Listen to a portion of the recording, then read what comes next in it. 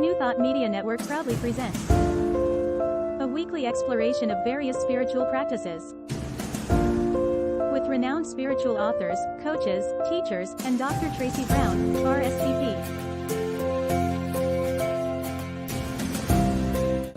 And now, here's Tracy. Tracy Brown right here on Poetry, Prayer, and Practice. Thank you so much for joining in today. Oh my goodness.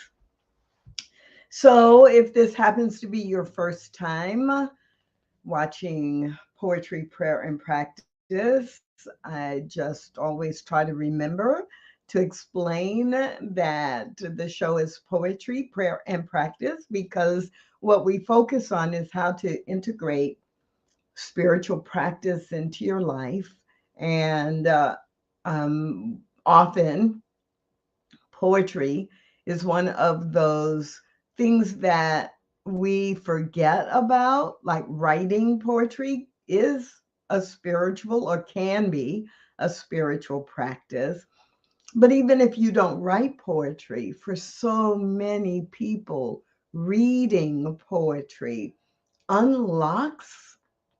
just unlocks the barriers, or is the key that unlocks the door to deepen spiritual practice. And they're mystic poets from so many different spiritual traditions that help us do that. So poetry is in the title of the show because every so many shows we really focus on poetry. And many of the guests who come on the show will come with, hey, we're going to talk about this practice, but I want to share this poem. Prayer, which is what we're going to focus on mostly today. Excuse me. Prayer is in every spiritual tradition. There is some form of prayer, some form of active or directed communication with spirit, with God. And so throughout the year, we've had the opportunity to focus on a variety of styles of prayer, types of prayer, how to use prayer, and how to give some oomph to the prayers that you write or speak. And then we're right back at spiritual practices. All of the spiritual practices you know, and sometimes ones you don't. We recently did a show with Reverend Dr. Sunshine Michelle Coleman, where she just kept dropping it, spiritual practice you could try. Here's another spiritual practice you should think about. Here's another spiritual practice, and, go beyond the things you may have learned as a child or the things that you've gotten in a rut doing over and over again. So that's what the show is about: poetry, prayer, and practice. And every week at noon Mountain Time, I get to come hang out with you. So if you are watching and you want to just drop into the comments where you are watching from, what part of the globe you are in. We've got people online in 3 different Facebook groups and on YouTube and on LinkedIn. So some of those comments I can see. We've got Wayne in from Calgary or from Canada today, and a few other people whose comments I'm not seeing. I'm seeing the comment, but I'm not seeing the name. Welcome. And throughout the show today, if you have examples that you want to share, or if you have a favorite scripture or quotation that inspires you in prayer, then please feel free to post it in the comments, and or if you have a question about prayer, feel free to post that as well. So I want to start off this time today talking about an aspect of prayer that has not come up before during the show in the last year, in the last few months. And so someone recently asked me about being a prayer partner and what do I look for in a prayer partner, and how do I find or recommend people find prayer partners. And as I'm saying that out loud, I'm thinking, I kind of think we did do a show um, maybe about 4 months ago that was specifically about prayer partners and or sanghas and prayer groups. But I don't I'm thinking maybe we did, but I'm going to talk about it again because someone did ask me this and asked me if I would bring it up on the show. So prayer partners, it's really interesting. So when we're working on the aspect of prayer, and when we are developing our skill in prayer, using prayer, writing prayer, speaking prayer, most of us learn to pray as a one-on-one communication with spirit. And in New Thought, we use affirmative prayer, prayer that affirms what it is that we want to experience, how we want to see our life unfold or manifest. And we are constantly in prayer affirming that for ourselves.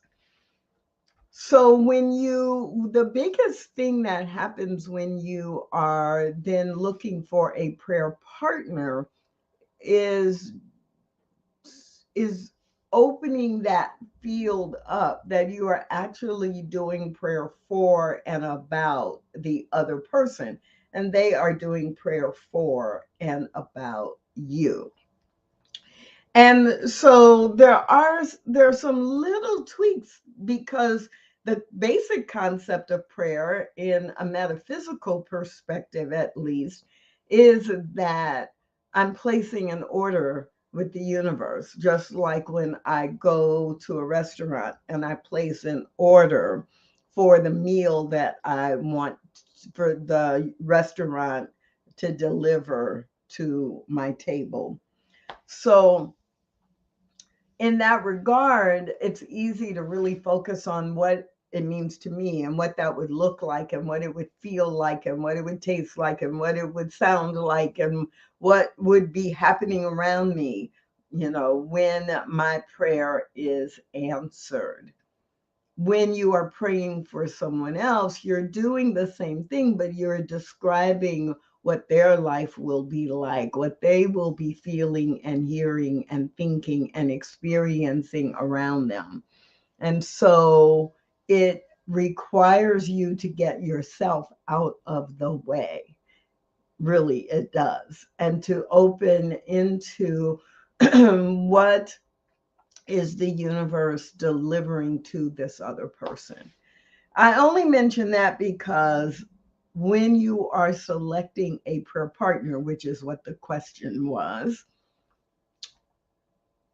you have to first ask yourself, am I ready and willing to be a partner in manifesting another person's best and highest good?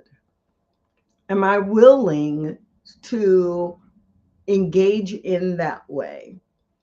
And am I willing to, if I'm considering person A, person B, or person C, am I willing to get myself out of the way and join in with the universe in conspiring for this person's best and highest good? And so that's, if you're thinking about having a prayer partner, part of it is that kind of mindset and that kind of willingness. And so once you're clear about that, then you begin to think about, who do I trust enough that I am willing to let them into my world, into my thinking, so that they can then conspire with the universe for my best and highest good. And think about that. Like, on the one level, on an idealistic level, I'd like to believe that I could be a prayer partner with anyone. And it is true, I could be. But that doesn't mean I want to be, because I have to be willing to be completely vulnerable and honest and open if their prayer for me is going to manifest what I truly want. If I'm not telling them what I truly want or what I'm experiencing that I would like to change, then their prayer can only reflect how open I am.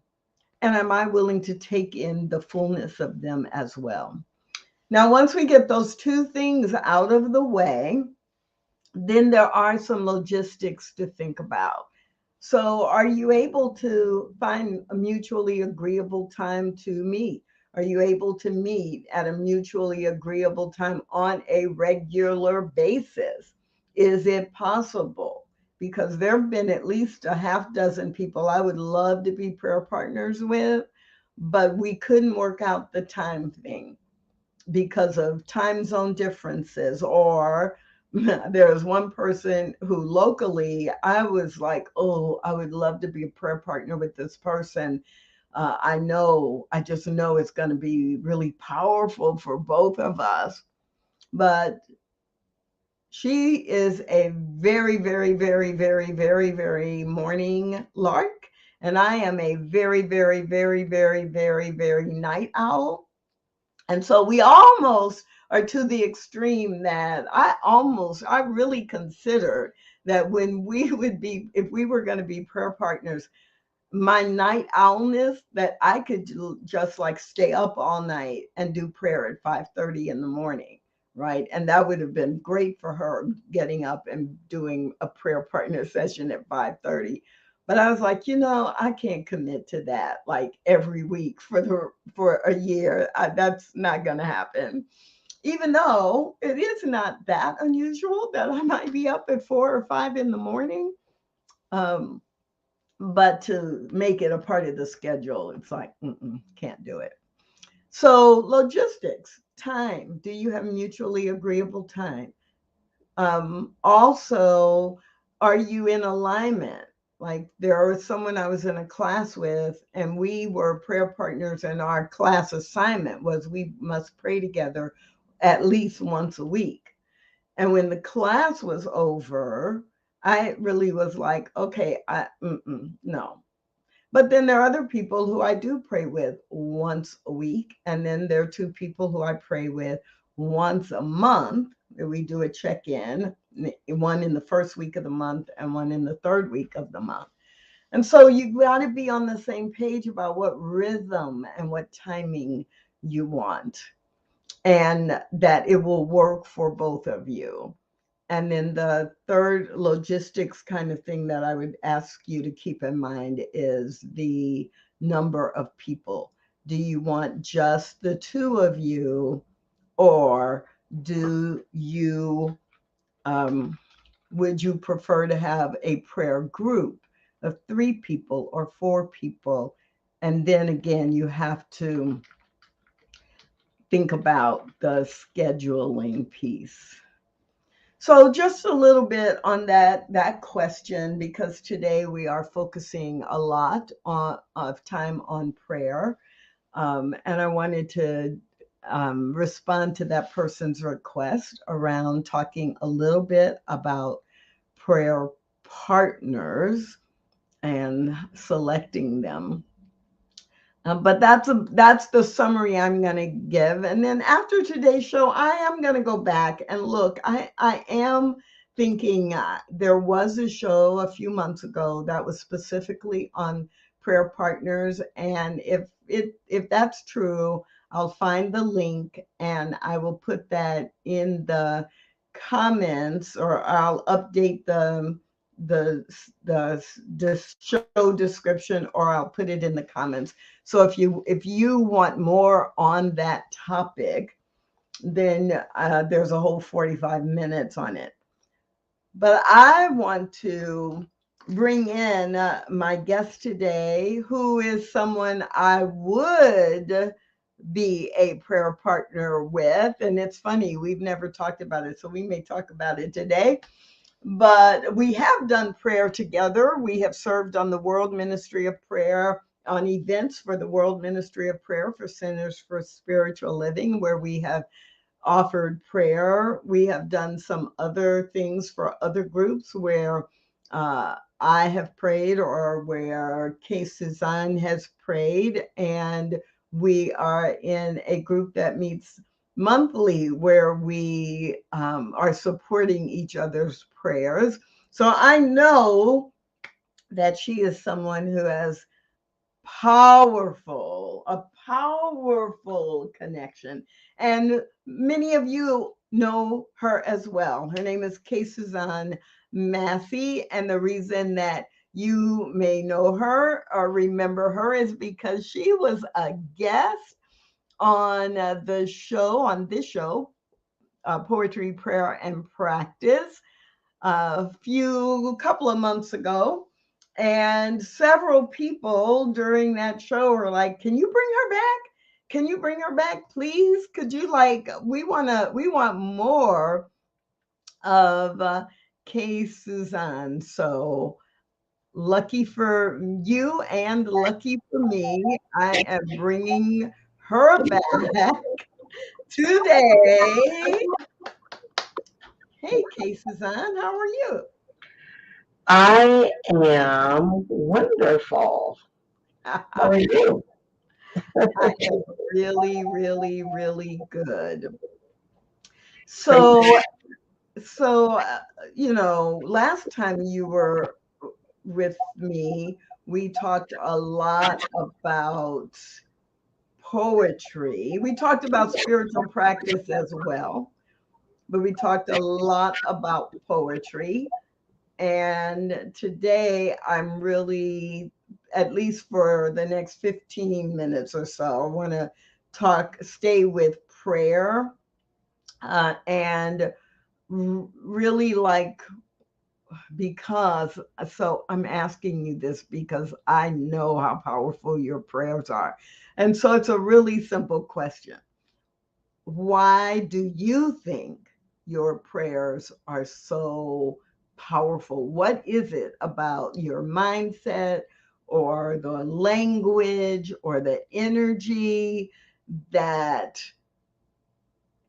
has you feel the power that comes in, as, and through your prayers?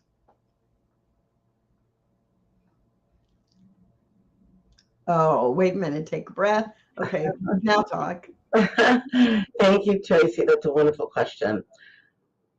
What I would say first and foremost, Suzanne, but I know that it's the power that moves in and through me, the power of the divine.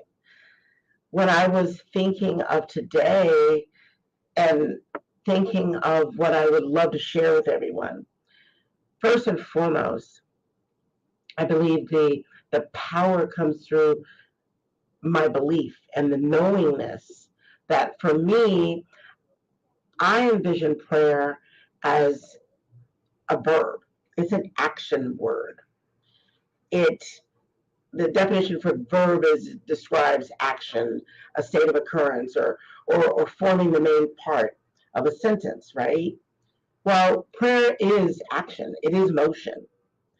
It's the state of being in certainty, a deep knowingness that when I pray using the science of mind, scientific method of treatment, that I know what I know, what I know, what I know, what I know, what I know, that what I say, what comes and moves through me because of the spirit within me, I know it is truth.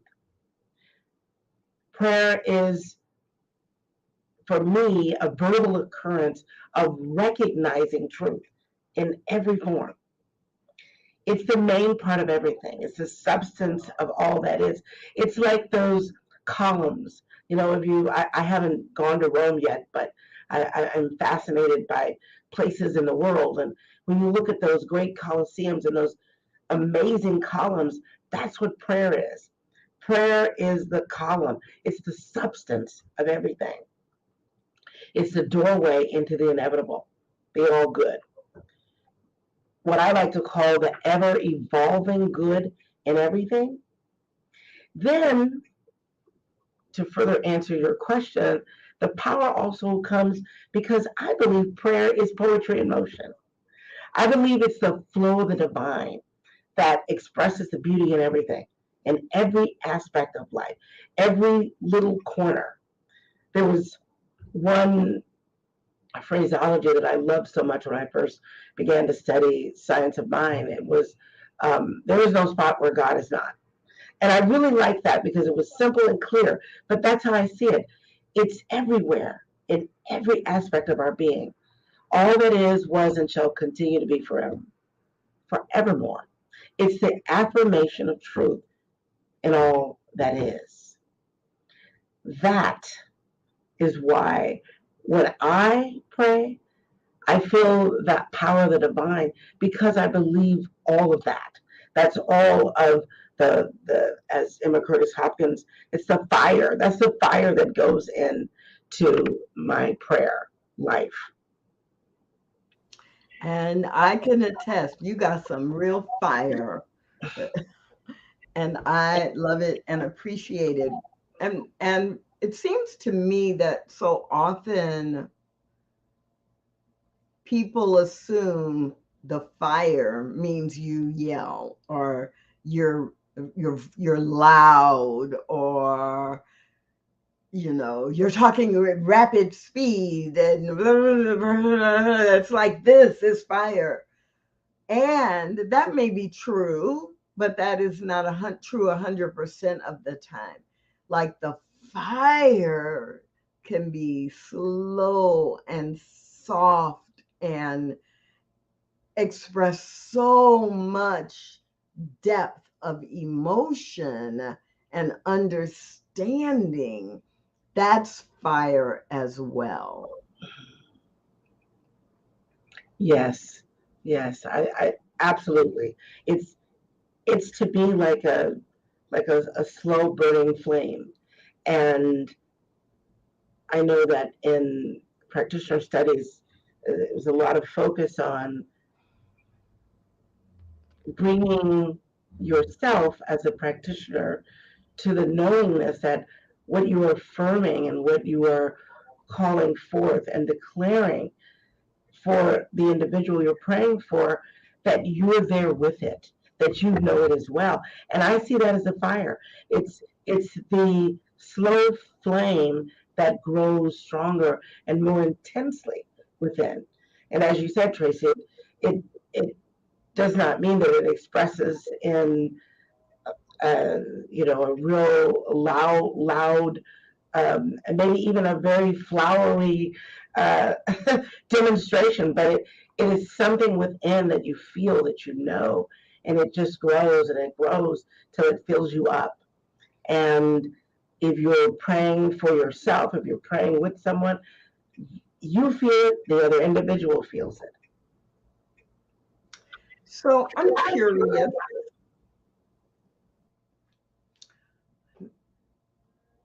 In the chat, in the comments, we got the question, should I get permission to pray for others And I think that's really important since we started talking about being prayer partners. But whether I'm an ongoing prayer partner with you, or whether I'm just, you ask me to pray, or something's going on and I hear about it, or I see a post you have on Facebook, and do I need to get permission from you to pray for you or not? What's your take, and how do you answer that question?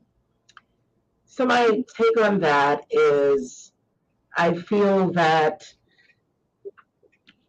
many times individuals, they seek prayer and there's something specific that they're praying for. They're praying for health, they're praying for prosperity, they're praying for a challenging interaction maybe that they are looking forward in the future that they will participate in.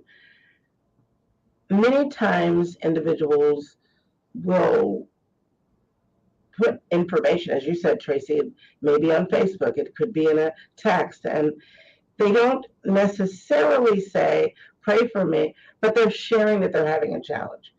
And the first response, I know my first response, is I want to hold them in prayer. I agree that in the greatest good to reach out and ask permission is a good thing to do, and it is something that I do try to do as much as I can. But there's also those times when that's not possible. And then what I pray for is for the highest and the good unfolding. Because I know that praying for the highest and the good for anybody is for their ultimate good. And that's putting in motion for me that knowingness that God is everywhere, God is within them, God is in the situation, and I am knowing and affirming and declaring the highest and the best good for them. Yeah, I agree with you. Because we know that prayer works. There's no doubt about it. And as you just said, we know that spirit is everywhere. If spirit is anywhere, spirit is everywhere. And so when we pray, we know the prayer will be answered, that the prayer will manifest, that the prayer will change condition. So, in that sense, I'm always careful to answer the same way you do. If I'm going to pray a specific prayer for a specific outcome, then I need your permission to do that. I need to know that that's the outcome you want, not the outcome that I think you should have. And so, in hearing from you what you want, then I am going to say, so, I'm either asking you, what do you want me to pray for as the outcome? Or, I'm asking you what you want, and then I'm going to say, and is it okay with you if I add you in, if I do some prayer work around that, or if I add you into my daily prayers for the next 5 days?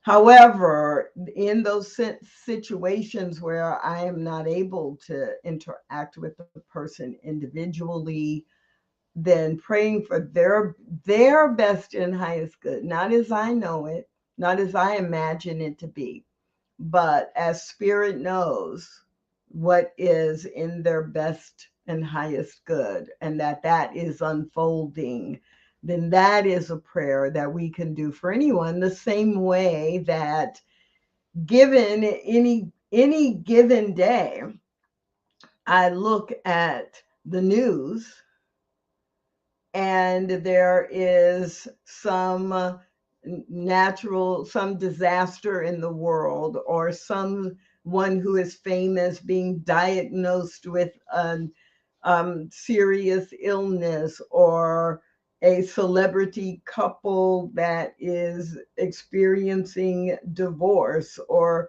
right, anything that I get through all of our many media sources. I may pray for best and highest good because I can't reach out to that person, or I can't reach out to the, 3,000 people, 4,000 people killed in the floods in Libya, or I can't personally reach out to the family whose child was gunned down or was killed by gunfire, but it's in the news. I don't know them. I can't go ask them for prayer, but I will pray for the best and highest good and for the love and the peace that is God to evidence itself in their lives in a way they can recognize it. So I love it. I love that question, and just want to encourage anyone and everyone else. If you have a question or if you have a comment, please feel free to put it in the chat or in the comment section, depending on which platform you are on. So prayer, what else do you want to talk about related to prayer? I love that you said for you, prayer is like poetry in action, in motion. But what else comes to mind? What's important about prayer? Another thing that I find important about prayer, and before I say that, I just want to comment a little bit on what you said about the news. And I find that the news, and I've heard this years ago and still very true today, it is a prayer request because of the various things that you mentioned that happen. What else I find that is important about prayer is prayer to me, a consistent practice of prayer in my life on a daily basis is attuned. It's to meditation. Prayer is meditation as well. It is, I love algebra. I've always loved algebra. So I think I see it as the A in the A and B and C equals a balanced life. Prayer is A. It's the combination of stilling my mind when I'm in prayer mode, my daily prayer time. I'm still, I'm quiet. I am at the most calm of the day. I'm not thinking about what's going to happen, 45 minutes later, not thinking about what happened 9 hours later. I'm in that place of stillness, quiet, and repose, which to me is always, it goes hand in hand with my meditation. I'll meditate, I'll have time for meditation, time for prayer. And then it it's the template of my day. It calms my day.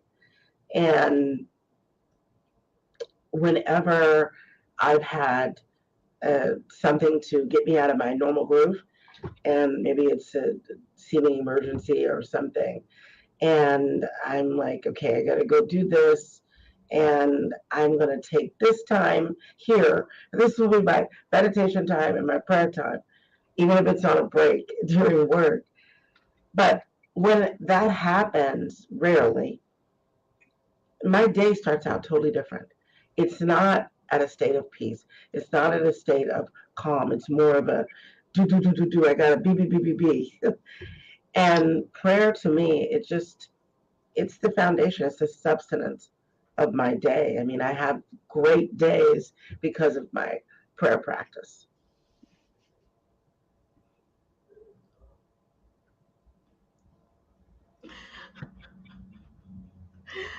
I am just laughing because I feel a little bit like you called me out, like this morning, for example, when I found myself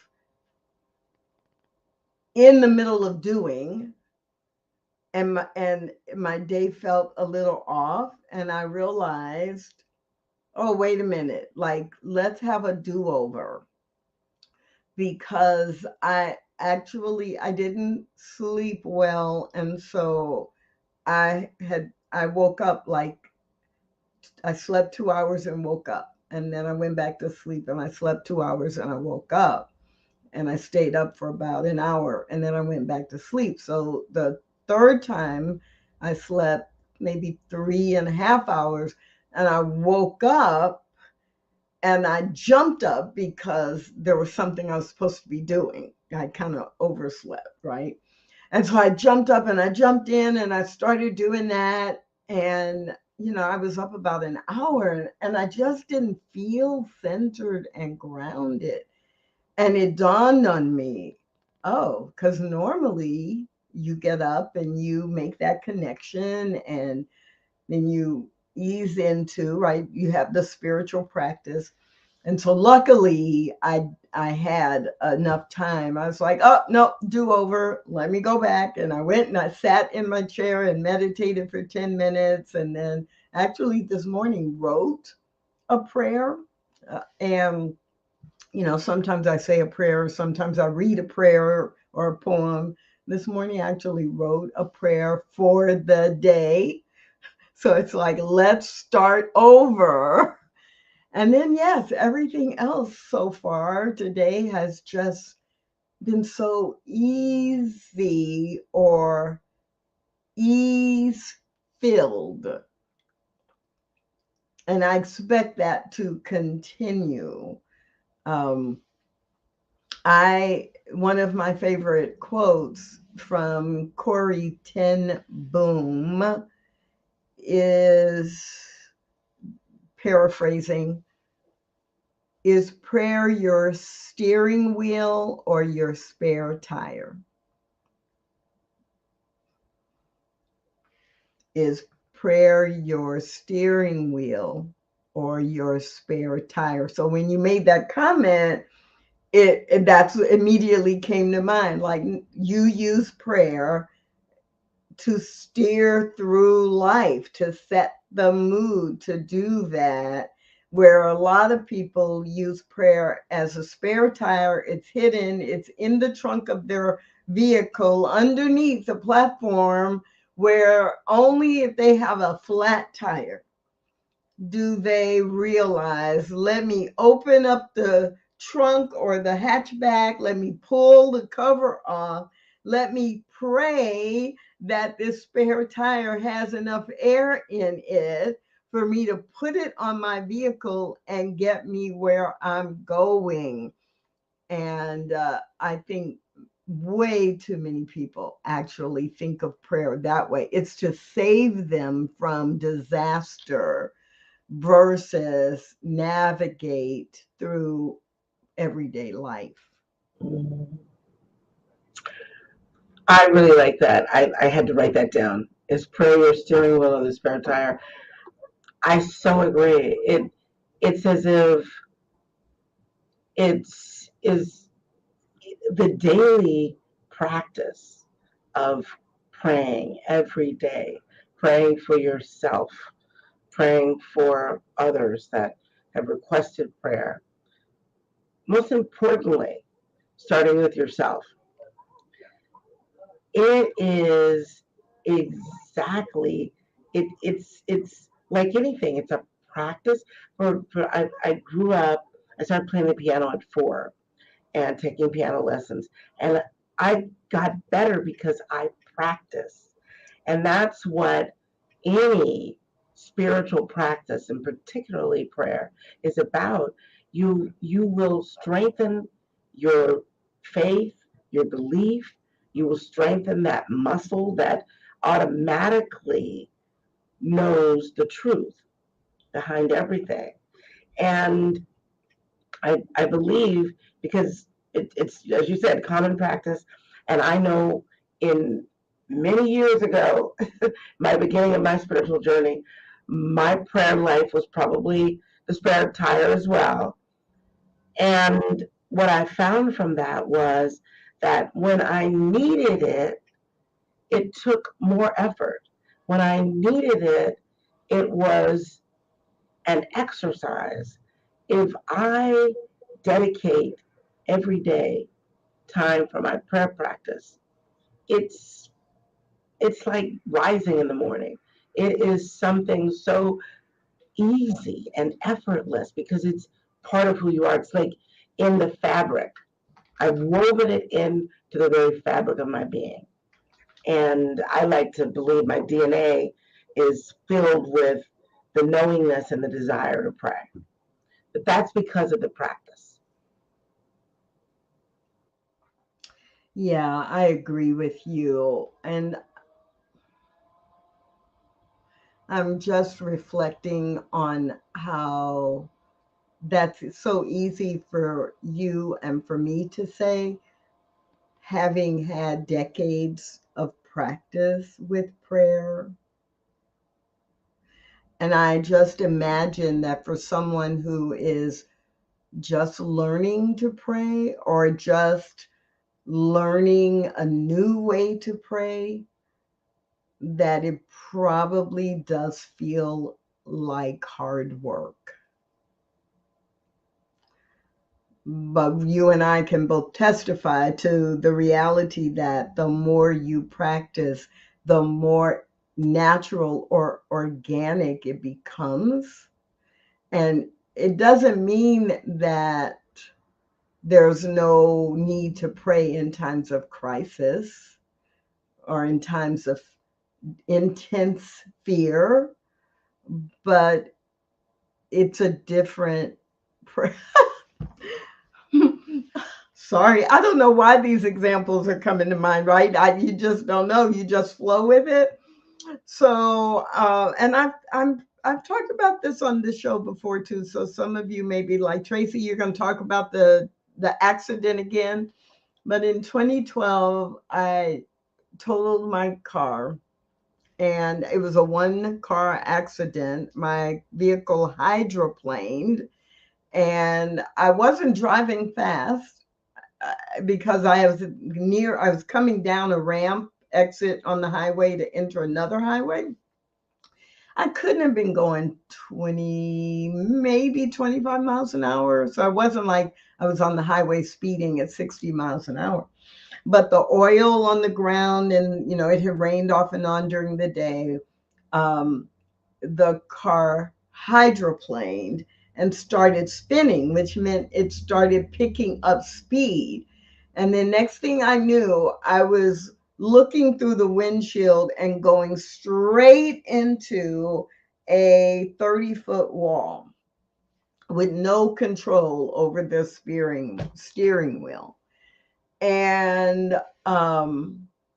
so it is true, right? Your entire life passes through your consciousness, not necessarily visually through your eyes.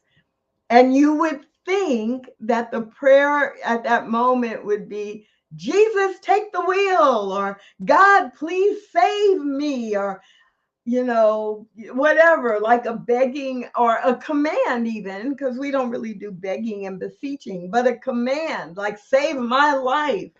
No, in the moment I didn't realize it was a prayer, but what came to me was, no, my prayer was,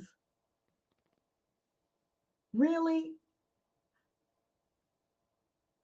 Like, really? Like, okay, this is it. I mean, there was that acceptance that this physical life was done. And it was kind of like, really? Okay, whatever's next, I'm ready. And in that sense, it was a prayer of acceptance, thy will be done. This is not how I was planning or thinking I would go out, but okay, thy will be done. There's nothing else for me to say. And I hadn't really thought about that, but it felt like it was the same feeling as when I'm consciously praying. Wow. Thank you for sharing that. That's and here you are. Yeah, 11 years later, here I am. So, And I really, that's a heart touching story. It it also makes me think of that the deep knowingness, that knowingness that even a moment, all I can say is thank you, or something very short, something very brief. But there's a knowingness in my heart that it's going to be okay. This is what it is, and it's going to be okay. And I don't need to know the outcome, but I know that it's going to be okay. I recently had the express opportunity of participating in a Change Your Thinking, Change Your Life foundational class, and speaking on what you raised earlier about those that are newer to prayer, newer to the methodology of prayer, and particularly the five-step treatment in science of mind. And I was really brought to a deep awareness of that, but also the beauty in looking at my own prayers and simplifying them, and recognizing that in that class, some of the students, they were asked every class session to pray and pray in a round, and seeing students the first couple of times, and then as the class began to end, and it was only 6 weeks, at the 6th week, seeing that a greater ease in doing so. And it really encouraged me to simplify and my prayer practice as well, because as you mentioned, Tracy, when you have the practice of having prayer as part of your practice for a while, it is easier. And I find sometimes my prayers may seem more wordy and flowery. Part of that is who I am. Also, there's the beauty in just the simplicity of the prayer. And it may be, as I know, when I began to really focus on prayer as a practice many years ago now, I made it very simple. It was affirmations, God is, I am.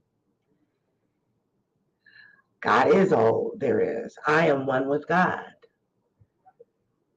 And then I would say what it is that I was seeking in prayer, the clarity, the understanding, to clear my own mind, to let go of blocks. I would state that. I would declare that. This is what this is, and this is what I know.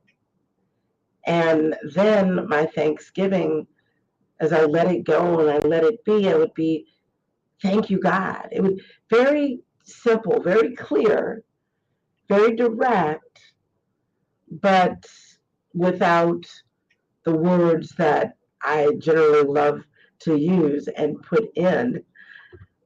And then at the end, when I would release and let it go, and I say, and so it is, I would, in the very beginning, I would feel like my spirit was raising. And lately, the last week or two, I've been doing that again, and it just feels so warming and wonderful. And I've shared with others that it's a feeling. It's a feeling when you go through those steps of treatment. It's a feeling when you pray.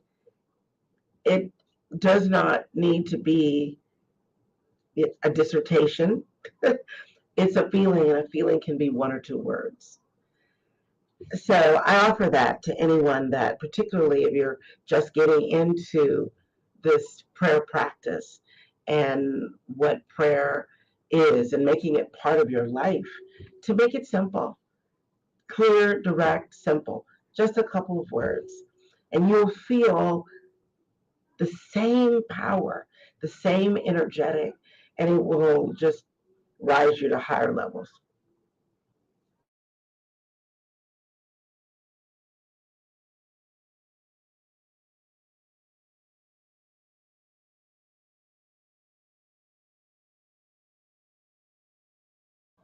Clear, direct, simple.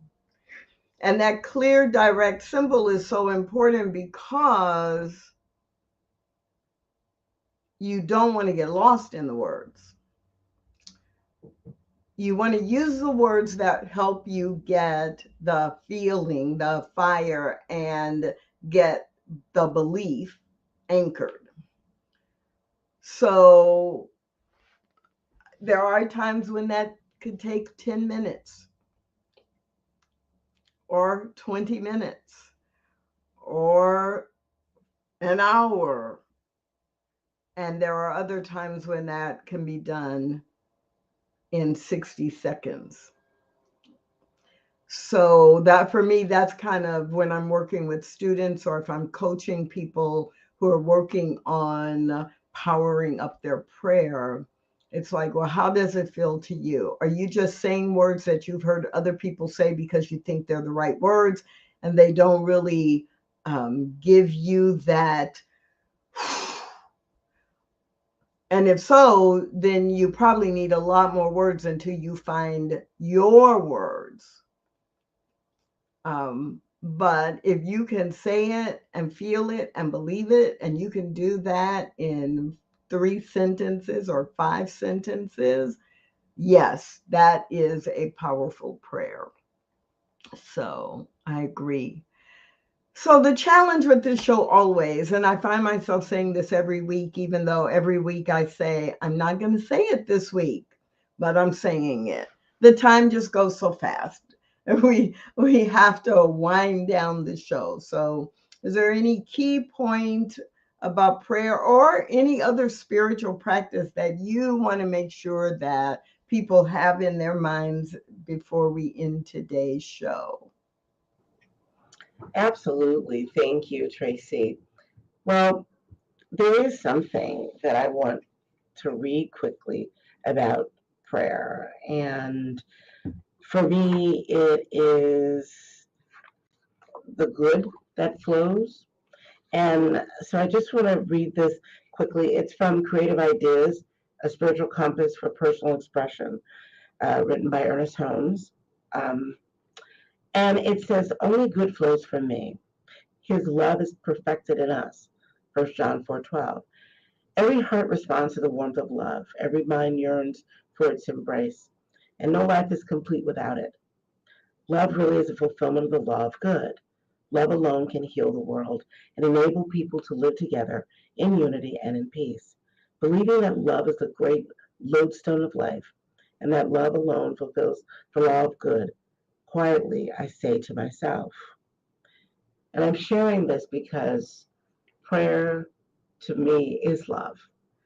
When I pray for myself, it is loving myself. When I am honored to pray for others, it is the love of God within me, loving them as I hold them in prayer. And this is the prayer in this. I believe that God is love.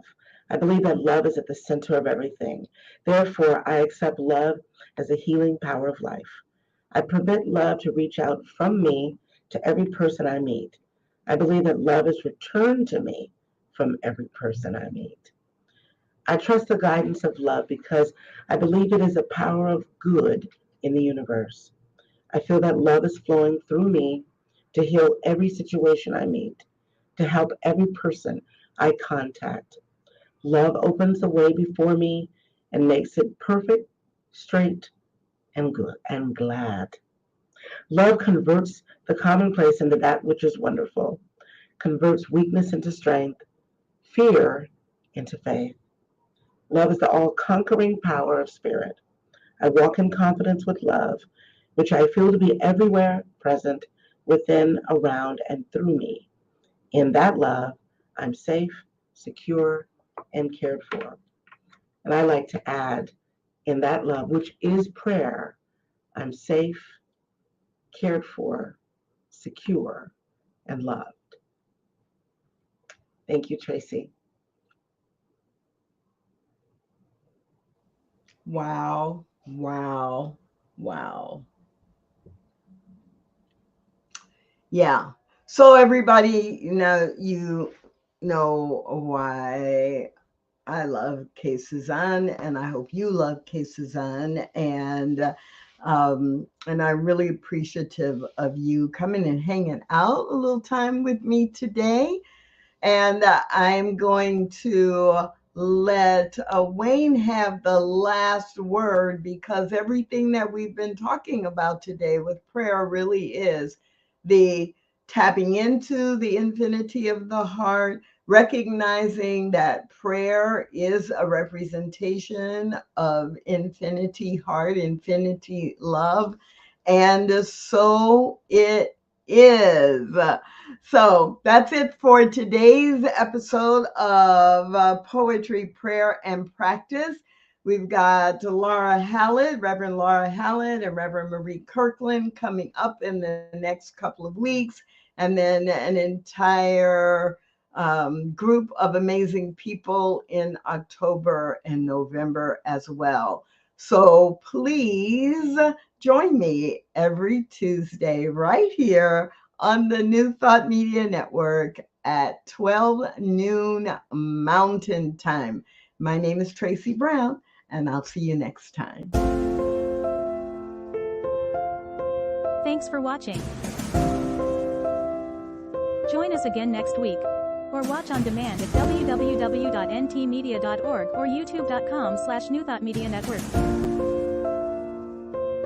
New Thought Media Network, positively inspiring. Learn more at www.ntmedia.org.